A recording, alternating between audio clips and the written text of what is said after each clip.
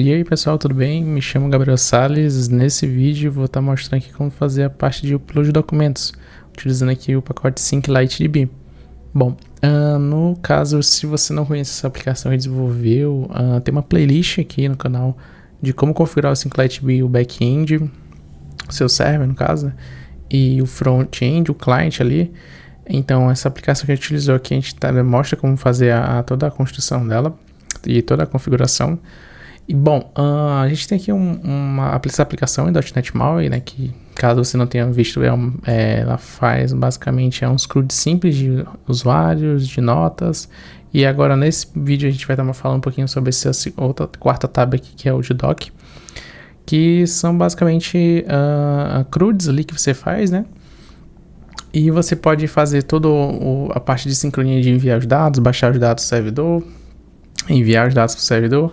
E aqui a gente só tem uma aplicação Blazor para a gente não poder visualizar isso e poder consumir a API, né? Para não ter algo somente olhando o swag ali, os endpoints consumindo. Então eu construí essa aplicação Blazor para poder ter esse visual ali da API. Bom, se você já viu a playlist, então a demo no caso aqui mostra ali um pouco sobre essa aplicação. Eu tenho aqui agora você pode ver que tem uma nova parte aqui de doc no caso, né? Para poder fazer upload de imagens ali no caso. Você tira uma foto e envia para o servidor. Beleza? Basicamente aqui então a gente está os dados vazios, né? Então vamos só fazer alguns exemplos aqui. Eu vou criar um usuário aqui, né? Um usuário de teste aqui. Eu estou utilizando um simulador no caso, né? Deixa eu só tirar os breakpoints que eu acabei esquecendo. Mas beleza. Criei um usuário normal, comum mesmo, então tudo certinho. E vou criar agora uma foto, tirar uma foto no caso, né? E como eu estou utilizando aqui o simulador, deixa eu só botar aqui a permissão. Como eu estou utilizando aqui o simulador, ele vai ter essa visual aqui mesmo, né? Mas caso eu tivesse plugasse algum dispositivo físico, ele mostraria a câmera normalmente aqui. Mas beleza, eu tirei uma foto aqui. Se a gente clicar aqui em carregar a lista, ele já mostra aqui. Então basicamente aqui é o funcionamento como seria offline no caso, né? Então a pessoa em si, o usuário final ali, ele vai poder tirar as fotos e salvar tudo ali localmente no caso.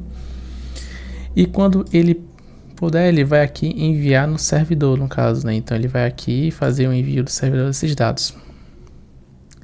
E como é que é o fluxo? Você vai ver que teve duas notificações aqui. O que foi essas duas notificações? Como agora a gente está trabalhando com imagens, né? Documento, no caso. Primeiramente, eu faço o envio dos dados, ou seja, minha base vai lá e atualiza, atualiza ou deleta os dados que forem necessários. E isso também na tabela de documentos e de imagens ali, eu vou estar mostrando um pouquinho sobre ela.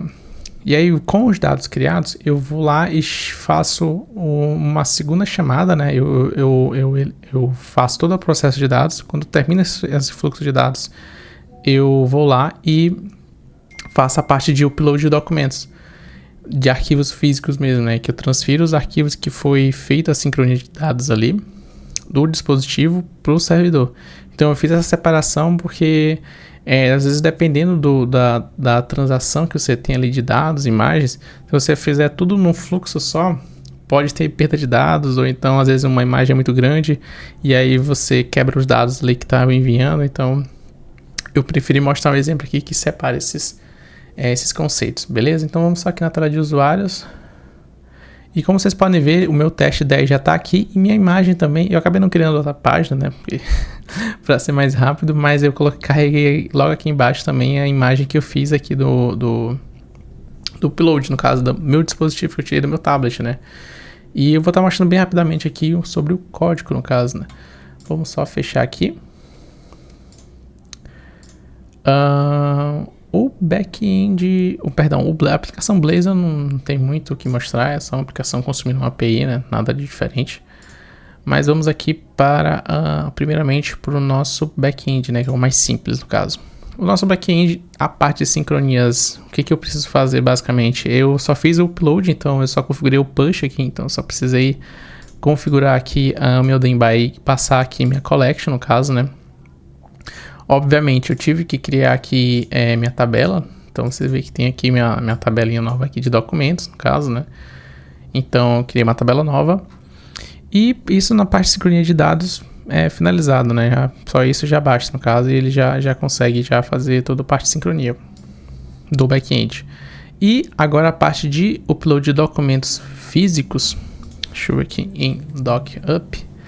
Basicamente como eu já tenho o meu dado salvo ou atualizado, que seja, eu vou no meu back-end, né, para salvar esse dado, o arquivo físico, eu só preciso ir lá buscar meu arquivo, né? Ou seja, eu vou ter que passar meu Docker ID ali. E aí baseado no arquivo que eu recebo, eu vou lá e crio esse arquivo, no caso, né? Ou crio ou atualizo aqui, né? É bem simples no caso, né? Que eu fiz um exemplo bem simples, mas enfim. O que importa aqui é que esse endpoint em si, eu fiz todo ele só para fazer o processo de enviar o arquivo físico, né? E você segmenta isso. Beleza? E eu acho que é o mais recomendado, assim, que você possa fazer. E assim você consegue segmentar seus dados, salvar normalmente, e depois que você faz a sincronia de dados, né, caso você tenha ali a parte de upload de documentos, você vai lá e posteriormente já faz o envio dos documentos. Vou mostrar aqui como eu fiz aqui no meu cliente agora. Eu estou aqui na aplicação em MAUI, né? Deixa eu parar aqui já. Então, basicamente aqui no meu sync page... sync page que eu chamei, deixa eu ver aqui. Sync view model, tá? O que tem aqui no meu push, primeiramente, né? No caso aqui eu pego já meu time. Por que eu pego meu time? Eu vou explicar um pouquinho mais desse aqui no caso, mas basicamente o que eu faço aqui aqui nada mudou, né, do meu push. No caso, eu vou lá e faço o envio dos meus dados aqui. Opa, tô olhando aqui, não é errado. Aqui basicamente aqui do meu push, né, dos meus dados, né, então eu vou lá, faço o envio de todos os meus dados. Claro, eu vou ter que especificar agora aqui na minha collection o macro string, né, do meu documento aqui. E aí meu servidor vai saber qual é o item para fazer a busca, né, de todo o processo ali de sincronia. Então você passa essa nova carry string aqui passando o seu documento, né, no caso aqui. Beleza? E aí o que eu fiz? Eu tô recuperando agora aqui o meu time, que é da minha última sincronia de dados, beleza? E aí baseado nesse time é o mesmo que eu utilizo aqui para enviar para o meu servidor. Beleza?